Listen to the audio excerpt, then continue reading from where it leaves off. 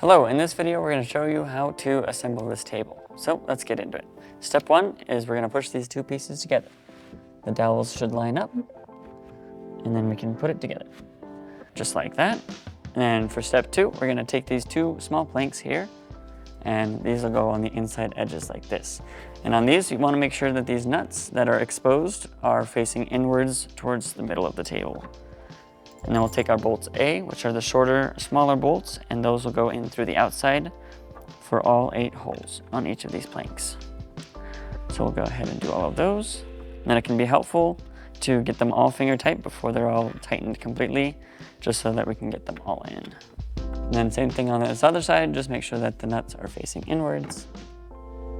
And then we'll put in all the bolts on this side. All right, once those are all tight, we're good to move on to step 3. And attach the legs. So for this we need the bolts, and then we're going to take one of our small little lock washers, which are the small rings, and then the washer after that, and then that is how the bolts will go into the legs.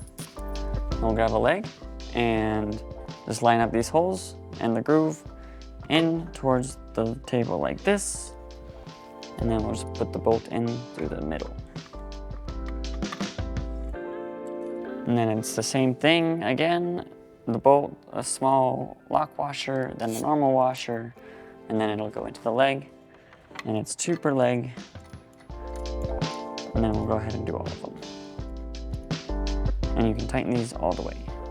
Okay, once those are tight, we can go ahead and do the rest of the legs, and we're done. We hope this video was helpful for you in assembling your new table. For more guides, tips, and tricks, go to walkeredison.com.